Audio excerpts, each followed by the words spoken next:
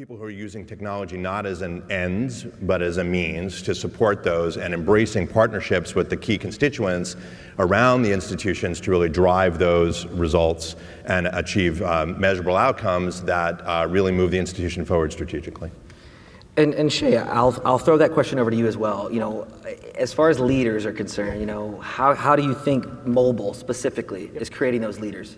Yeah, and I'll kind of piggyback on what Andy was actually mentioning, just on, you know, looking at where we are as, you know, as the world, really, as a global, innovative organization.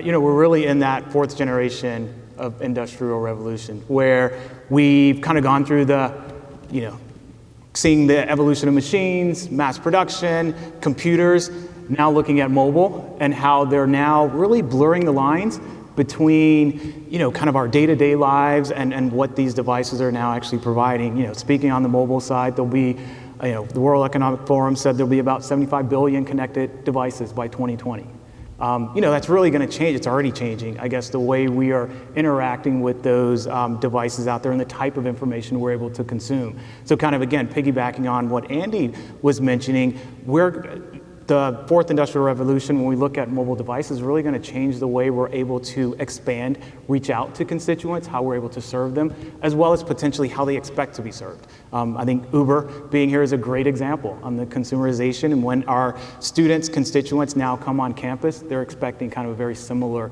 expectation. So I really think mobile and kind of the proliferation of those devices is really going to continue to push forward what we're doing in higher ed.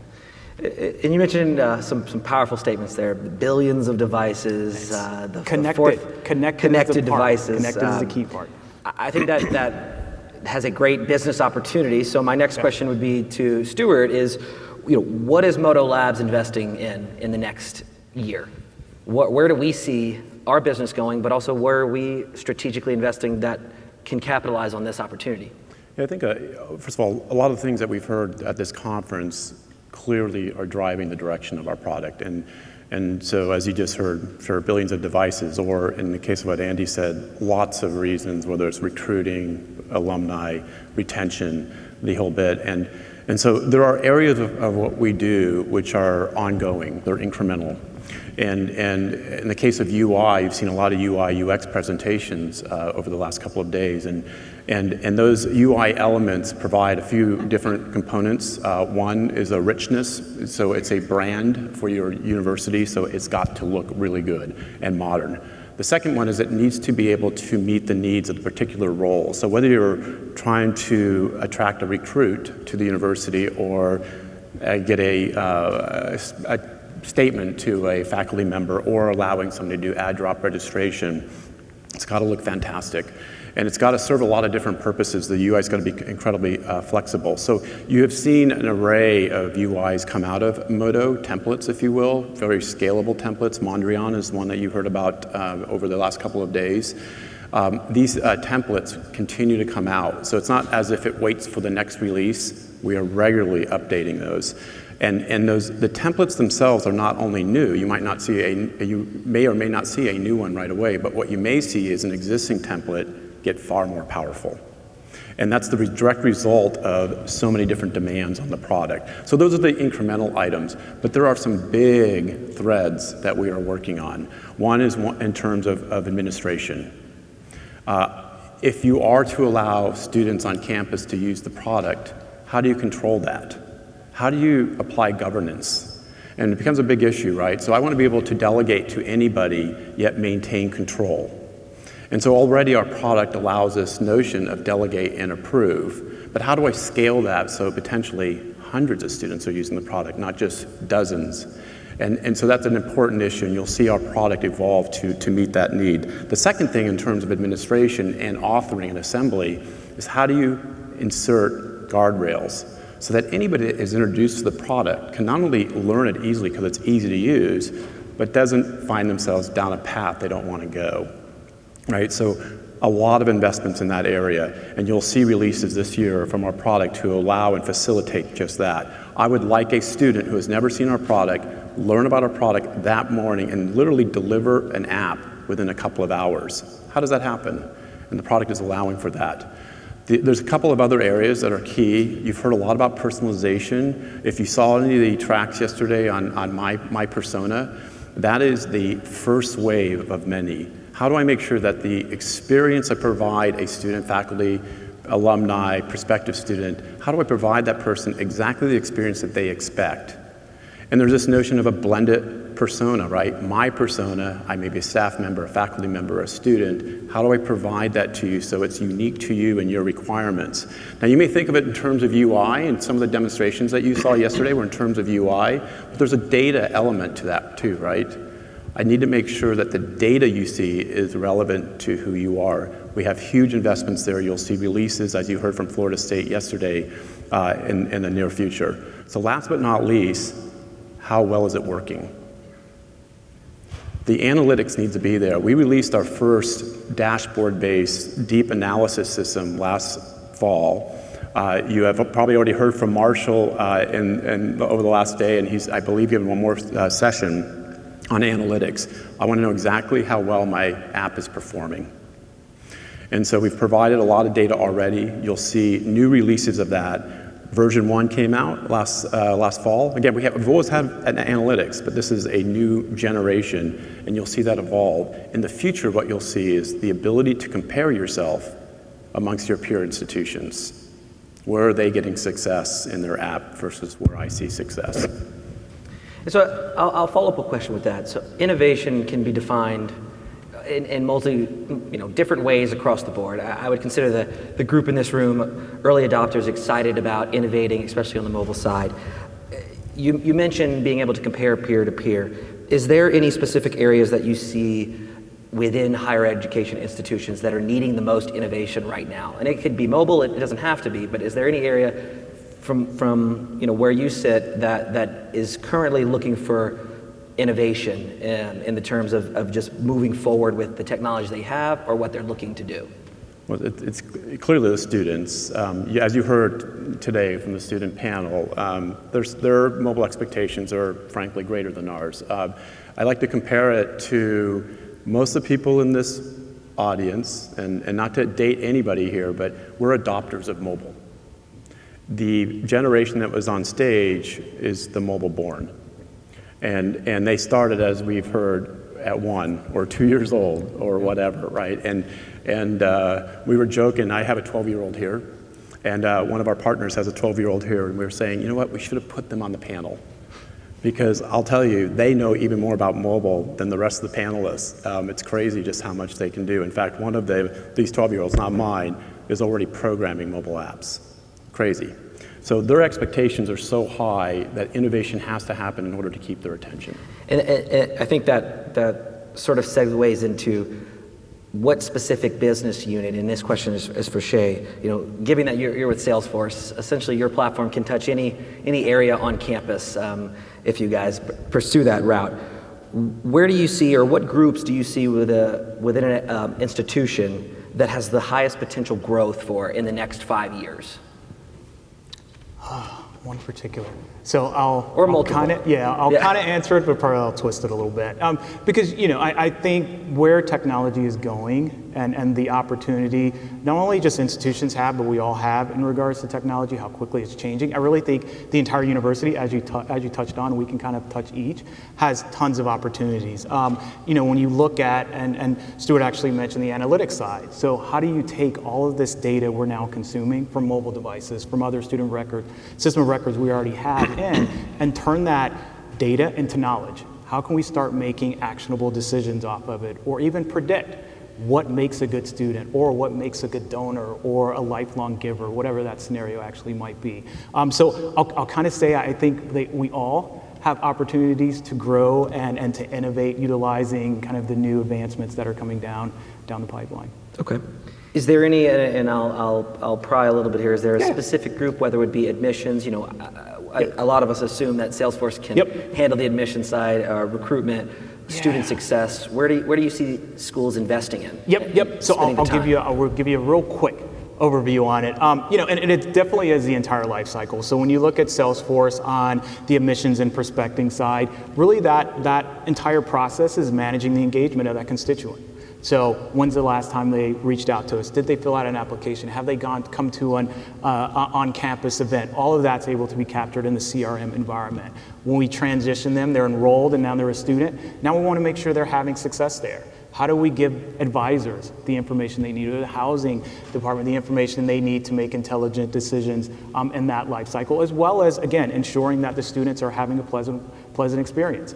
And then kind of progressing on to the alumni side, how do we make sure once they graduate they continue to give back? And a lot of times you look at a pure sales cycle. Sure. Sometimes that's the easiest kind of parallel to make between a Salesforce environment, Salesforce automation, and an advancement office. But yeah, we really touch the entire life cycle. And this question's for Andy. Given that there's awesome opportunities for these schools, whether it's with Salesforce, Uber, Modo Labs, a lot of these platforms, are you seeing or do you feel that higher education is innovating fast enough? It's kind of a funny question because, in some senses, education is at the absolutely tip of the spear with innovation, and in some cases, it's whatever the other side is. And that's true with technology overall. We're in a room of early adopters, and the gap between early adoption and mass adoption can be really large, and particularly large in education. I remember a long time ago when multimedia started to happen, Microsoft, after Apple had kind of driven it, Microsoft said, we're going to launch a multimedia PC. It's going to have a CD-ROM, it's going to have video, it's going to have audio. And they announced it was the year of the multimedia PC. It turned out it was, and they had a conference, big banners. It turned out it was the 8th year of the multimedia PC when it was actually a business proposition that you could actually do something with, where it was really embraced. And they were trying to hit the sweet spot. And I think we have the same issue in education. There's some places where it's easy for us, and so we kind of assume it's easy for everybody. It's not easy for everybody.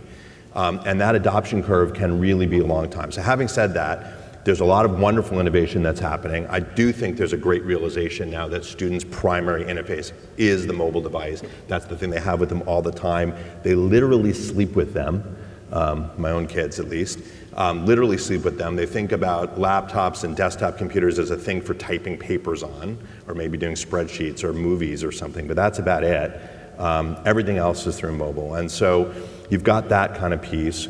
Other innovations, there's a lot of pressure, and innovation, big institutions take a long time to innovate and to change. The pressure that's relatively new to really focus on that first job for a student, to connect them to the workforce, to say how their skills that they learned as an undergrad is going to translate into that job. It's never been what schools have really been focused on, and that's a lot of pressure, and we'll see how they innovate through it, and I think that there'll be more. There are new education models that use technology in a much different way, in a much more robust and interactive way that takes advantage of both technology and the place that you're physically all together and not distributed out in the world online. That are leveraging that to really drive new models of learning and collaboration that are pretty exciting, but slow to migrate in. So I think the pace of innovation is appropriate to the institution, but if you look at it from the outside, it would appear slow as compared to the pace of technology innovation in other areas and other domains, in corporate or in the consumer worlds. And it needs to be in the service of all those constituencies, and so it moves slower, but it does move deliberately and is heading in the right direction. Sure. I think one of the stories that we've talked about before is how long has everyone had an iPhone in their pocket, but yet we are here at a mobile conference in 2017, so it's still one of those things that has to be put into practice and utilized to its fullest potential, and I think we're still a ways away from getting there. To Stuart's point, it's not about us. It's just hard to imagine what it's like to grow up where you've always had it. I mean, I'm sure if any of you have kids, I'm sure you've talked about what it was like when telephones had rotary dials and when you had to get up to change the channel on the TV. It's as big a paradigm shift as those, more meaningful than most of those. And it's just hard to really intuitively understand what that means to those people. And I think that's why we're still having these conversations, is because that shift is there. It's in the student population. It's what they demand. They expect bite-sized information that's relevant to their location, that's relevant to what they're doing at that moment, that will be helpful to them with as few, I would say clicks, but as few finger taps as possible. And it's just hard to understand what that is internally, and that's, I think, one of the translations that takes time. So my next question is for you, Stuart. So beyond the platform and the product that we offer, how do you see Modo Labs supporting a university, the people in this room, to drive this change on campus? What do you feel that we're trying to do to give them the tools to get this to move forward? Yeah, well, first of all, if you look at some of the programs we're putting in place today, part of that is to embrace this thought leadership, if you will, of students and crowdsourcing through students. And so going back to some of the comments earlier about some of the product enhancements, it's to support that type of innovation. But if you look at student use and student implementation, there's a viral effect, right? The students who are using the product will in fact brag to the rest of their friends, and it drives adoption. So there are all the clever things you can do to market, and there's actually some sessions, there's I think a session later today about how to drive adoption. But the reality is that if you engage students, that will in fact be a much more effective means to get you there. One, the app is going to be much more relevant to their use, as you've heard. But secondly, again, that viral effect. I had a conversation with Valerie from the University of Southern Mississippi. She was on the stage a little earlier, Valerie Craig, and she and I were chatting after Wayne Bovier talked yesterday, and Wayne was talking about, of course, agility, but also trying to find an advocate on campus.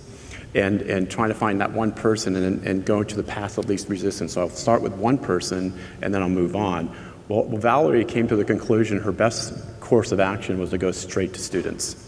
Because if she can make a successful student program, nobody would stand in her way at the university. No CIO, no provost, no dean, no VP is going to stop a successful student program.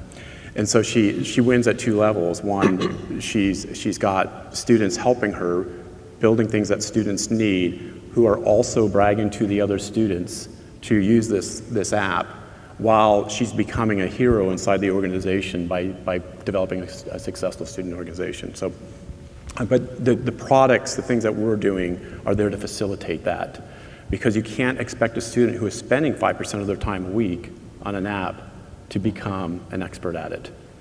They've got to be able to hit the ground running every time they log into the administration. I think the idea of the hero has been presented in a lot of different sessions, and definitely makes sense for not just the IT, but the students and across the organization. So shifting gears, and Shay, this one's for you. How do you compare, I would say, the trends and/or innovation from higher ed to enterprise? So you're on the .org side, which I'm sure is an experience in itself, but given Salesforce as a large organization, how do you compare the enterprise to the higher ed? Yeah, so I'd actually say, so Andy kind of touched on it a little bit, just on kind of pace, Sure. on picking up. One of the great things I'd say with higher ed, comparing it to the enterprise, is we really have the same portfolio of solutions and products available to us. So even I'm part of Salesforce.org, we're the nonprofit arm, it's still the same Salesforce.com. On the enterprise side, we just have some tweaks and kind of some enhancements for the higher ed market. We do the same innovation 3 times a year, we have same security. So I would say kind of technology and access-wise, it's really, they're comparable. It's the appetite, I guess, to adopt it and to consume it. A little different, of course, on the enterprise side. There's typically one individual at the top or one body at the top that kind of pushes down that change, where at higher ed we know, and I think I heard it on one of the previous ones, a lot of times we definitely are all pushing towards the same mission and providing productive students, a great experience for the community, really being engaged, but sometimes they're done individually and separately. So kind of wrangling the entities, the appropriate entities together to kind of push that change. That's, I'd say, one of the major difference we probably see. And with your enterprise clients, we've talked a lot about mobile at this conference. Yeah. Yep. And the challenges some of these institutions say that, we want mobile and we're pushing for it. Do you hear the same conversations, challenges on the enterprise side? It's identical, because I think, again, you look at where the workforce is coming from, what they're used to, the digital natives, they've always had it in front of them, they're never intimidated by it. Sure. They're looking to bring that same consumerization into the workforce as well. So it's very identical conversations and expectations, I'd say, by the consumers that they're both serving. Sure. And Andy, I guess As far as from a Fizzle standpoint, what do you think is going to sort of phase out, whether it's the technology that are currently being used or some newer trends that we've seen? In your firm's opinion, what do you think is going to fizzle out in 2017? It's always hard to predict what's going to fizzle out at any given moment, but there's certainly new trends that I think will take a long time to catch on. So there's a lot of talk about virtual reality and augmented reality. There's a lot of push toward that. I think it's going to be a while before we see that on any kind of broad adoption anywhere, let alone in the university world. That'll start with games and consumer stuff first, maybe some high-end corporate applications, and then move down. I think that's going to fizzle. I think generally static information is going to fizzle. I think people don't need that much static reference. They want things to be dynamic and at the moment, and things that aren't changing and aren't dynamic will quickly get left behind and quickly get left beside. I think that's very apropos to mobile and to the websites and information that universities put forward. If it's not relevant that minute, no one's going to care. So I think those are two key ones. I think there's ones that the jury's out a little bit. Internet of Things is certainly a big buzzword. I think as a general concept, it's probably not going very far, but as a specific application, let's instrument our parking lot. Let's find out where the parking space is. Let's instrument our alarms. Let's instrument our laundry machines. Things like that. Where they're driven by specific practical usage that deliver real-time actionable information, those will be successful. But if they don't, I think they'll fizzle. And I'll ask the same question to you, Stuart, on the mobile side. What do you think is going to fizzle out from a mobile perspective? I think there's one thing that there's a sizzle and fizzle element, which is app proliferation. It's a symptom of app success, but it's also a symptom of app failure, right? And so we are regularly, faced with this question. And our system is very easy to use. You can create apps at will, but we in fact build a system so that you can allow these separate systems to work collaboratively, so you don't have the issue of app proliferation. So it is Sizzle. You can go to the store. I think we saw several sessions, at least I did, where the first screen that was brought up was the app store for their school. And there were probably, in one case, I think somebody had 20 apps. And it was very difficult to figure out which was the official app. I will say that what was interesting in this one that I saw, it was Morag, and where is she? She's somewhere in here. It was with Georgia Tech, and they actually created an app that took all the Georgia Tech apps and consolidated it into a single app so that the person who downloaded this app would know what the officially supported and sanctioned apps were, and they could all be launched from this one app, and did it within the course of about 10 minutes. And so well done. It was an interesting demonstration, but that has to be controlled, and I think that you're going to see a lot of pushback on just these apps, because what ends up happening is they become shelfware. And that's no good for any of us, right? Because nobody knows, so they just give up. Or they download the wrong one and have a bad experience. So bringing those and having a unified experience is going to be key. And I think we're going to see a lot more of that. Awesome. And before we ask the audience for some questions, I'll throw the last question out to both Andy and Shay. Where is, Andy, in your case, where is your firm investing in over the next 6 months? So with respect to higher ed, we're pushing very hard on those real pain points. So that's recruitment, that's retention, that's this link to the workforce. It's on complementary models of higher education. So we've been very interested in the software coding bootcamp space and seeing how that applies in partnership with higher ed institutions, or how higher ed institutions can embrace that to drive their own measures. Another huge issue is underserved populations. Many campuses are seeing a huge influx of international students for a variety of reasons, ranging from diversity to economic reasons. Serving those international students in a way that enables them to be successful is a big issue as well. And then generally, this idea of doing more with less, and that applies to data-driven decision-making across the institution in lots of different ways, everywhere from the CFO's office through the student services office and everything in between. And where is Salesforce.org over the next 6 months? Yep. Where are they spending their time investing in? Definitely. And it's, of course, across the gambit. But in particular, I would say really in that middle tier, we kind of talked about the admissions, student success, and recruiting, really spending a little more time and investing in that student success side. So advising, giving your advisors or students really that real-time feedback, as well as advisors those early alerts and being able to actually engage with their constituents in a meaningful way. And really all of that, again, kind of, it's a bigger, one of the benefits of being at Salesforce.org is we get to benefit from Salesforce.com as well. So you'll see a lot around artificial intelligence baked right into the platform. So again, when we're bringing all that data together, we're not only making reactive decisions, but actually database decisions that were, we've seen success here prior. Maybe this is another path you should consider. Absolutely. Well, we'll take some questions from the audience now. The lights are bright. Yeah. Anybody has any questions for the panel?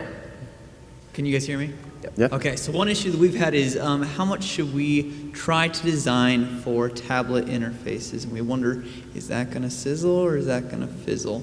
So making reactive web pages or native apps that look good on tablet interfaces. I'm not, I mean, tablet sales, by the way, are fizzling, right? So that's just, I think a symptom of a larger trend. There was an article, I think it was in the Wall Street Journal just a couple days ago, and Apple's biggest problem there is that their old tablets work great, right, for what they're used for, and they're industrial strength, so they're not breaking. So they're having a hard time selling anymore, and so the sales there are going down. Look, everything, at least what we do, is we intentionally make all our products, whether it's on the app side or on the mobile web side, to be responsive. And so it automatically meets the need of the tablet. In general, the tablet interface on a product like ours is probably more representative of a desktop interface than it is of a small device interface. And in fact, that's what drove our desktop system. We actually have one. A lot of people don't know it. It actually started with our tablet system, and customers were using our tablet system on desktop as a general portal. And we figured we'd better start supporting it officially. Increasingly, what's happened, the desktop has actually driven more interest in our products than tablet. So it's a bit on the Fizzle side. I just don't see a lot of custom apps unless they're used for specific purposes, perhaps kiosk, or we see tablets for special purposes at events or whatever where people put them out. We do see them for those purposes, but those are pretty small numbers overall. Yeah, I totally agree. And if you look at the K-12 world as a kind of a precursor, tablets were huge in pre-K. They're still pretty, in pre-K through 12, they're still pretty big in elementary, where kids can't really type. But beyond that, Chromebooks have kind of wiped them out. So I certainly would include tablet in your thinking, but I think it's not a place, at least that we're seeing prioritization put. So I would make sure it worked, but I would focus the innovation efforts elsewhere in terms of Fizzle. So if we don't have one, I'll ask another question for the panel. And this will be directed towards Stuart, what are your thoughts specifically on VR and AR? Thanks, Blennon. It's a lot of fun. I have to say my son has a great deal of interest in that, right? AR is probably more relevant to a company like us than VR. I have to say there has been some requests on VR, but not a lot of it. AR because you want to give somebody an experience that might be enhanced as they're, say, doing a tour of the campus or in a classroom setting or things like that. So there's real, so I do believe that AR is going to play an increasing role in a lot of these apps from a practical standpoint. Of course, VR is going to take off. Right now at least, it's a consumer side experience. And Shay, for you, go in a little bit more detail from the AI piece, the bots and the being able to be smart about the data. What's sort of your thoughts on that personally, and what are you seeing schools getting excited about? Yeah, I mean, it's always, I'd say, kind of doing more with less, as well as being able to make intelligent, and I go back to taking data and turning it into knowledge. So we have a great propensity to gather a lot of data. How do we actually now analyze that? We're not all data scientists. So really AI kind of plays a big piece in helping to automate that and really bring some of that intelligence to, and I'll call them the end user, the ones who can potentially consume it and make intelligent decisions off of it. Whether it's, augmenting a marketing campaign we might have going on, or tweaking adding a new app to our mobile device, because we know that students who go through this path or who are engaged in this way become successful. Those are just kind of a couple of key pieces where AI, again, is going to help us do a little more. It's not going to change, I guess, the authoritative source. We don't have to adopt it, but a great reference or at least recommendations. And Andy, this is, it may not be your expertise, but do you see security being an area of investment that a lot of people are interested in with all this data going back and forth? Is this a hot topic as far as what we're looking at, in this year? Yeah, so look, I would combine security and privacy as being related and important issues. Student data privacy is a huge issue. I'm certainly not something new to anybody in this audience. I do think the attitudes about privacy are different in the emerging generations, where they kind of assume that everybody knows everything about everybody, a little more than we might, but nonetheless, just especially when you're dealing with minors or others, it's a huge concern. I would say that in this case, mostly it's the industrial strength, enterprise first systems that tend to be the most impactful. There's not a lot of solutions unique to higher ed right now. Certainly an interesting area of investment, although there's some really terrific giants and technologies that are out there now. Okay. Any questions? We have one right here. I'd like to know what each of you think about some of the, what I'll call the fringe technologies that accompany a phone. So imagine an Apple Watch app as a companion for the campus app, or having your campus app be able to install items for your Apple Wallet, things like a virtual ID card. So things that aren't directly in the app, but need the app to run. So, I think with all technologies, it's about whether the use case is real, whether people really go, that is a great idea, I need to have that, I will really use that. And so all those technologies are fantastic tools, but it's really what you do with it. So Apple Wallet for my boarding passes and for my credit cards and things like that works great, because I use that all the time and I really need it. But Apple Watch for some of those same ideas, maybe not so helpful. So I think it's all about the use. They're great technologies with the right driving use, and it's important for us who are the early adopters not to fool ourselves into thinking that those are good uses if they really aren't. User research is a great way to find out. I agree. Stuart, any thoughts on the complementary devices? Yeah, no, I think all that is a very top of mind topic, at least in conversations we're having. There hasn't been a driver of a use case yet where we are specifically doing something to accommodate that, but I would say that it's increasingly a topic in discussions. I would expect that over time we'll see more and more of that incorporated and connected. Do you think users will drive demand towards those type of things, or do you feel that schools will just want to offer it? A really good question, Landon, and I think a lot of it is the latter right now, but the former, as they get more sophisticated, they're asking about these things. The problem is that it's a somewhat fragmented space, right? So you can't support it all. So it'd be great if there was some standards in some of these areas. There's not. I think right now the universities are generally asking, or schools are generally asking us about that capability. What can you do there? There are things we can do for sure, student IDs and this is a broader topic than what we're talking about here, but in general, those types of things, there's a lot of demand there. Payment capabilities, there's a lot of demand there, but it may not happen through some of the things that were just mentioned a moment ago. Any other questions from the audience? Okay, I have one final question, and then we will wrap it up.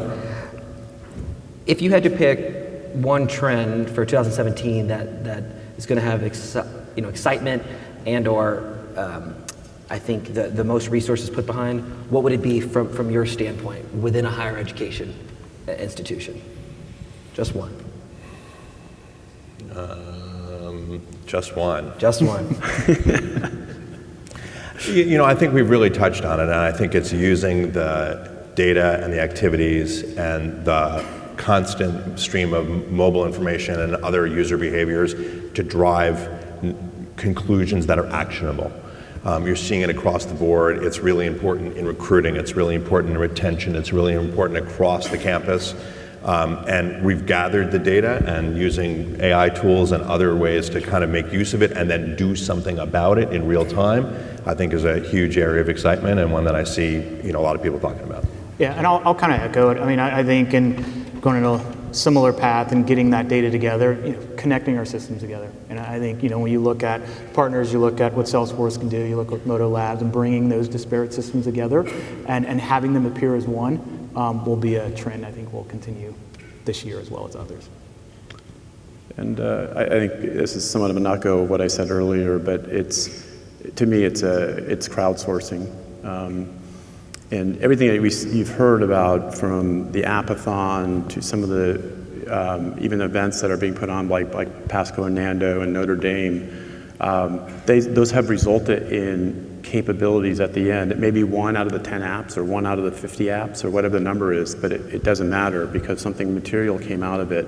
And as these types of events scale, you're going to see more and more results that actually are productized. The same thing goes for just using and leveraging students across the board. The line is blurred between who is a consumer and who is an author.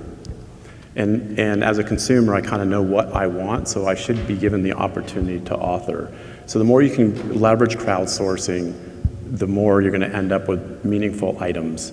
Sure, there's a lot of stuff to filter through, but it's a good process. There's a learning process. People are enjoying it and getting a lot out of it, but meaningful end results that can be put into production. So I would think about things in terms of crowdsourcing.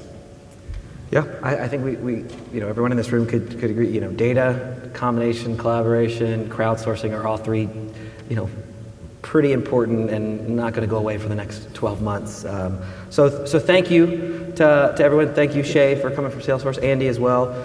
We'll be at Salesforce's conference at the end of the month in Austin, Texas, which we're very excited about. But thank you, all three of you. Thank you guys for participating and listening. And I think breakout sessions are after this, so you are free to go. Thank you, guys. Thank you.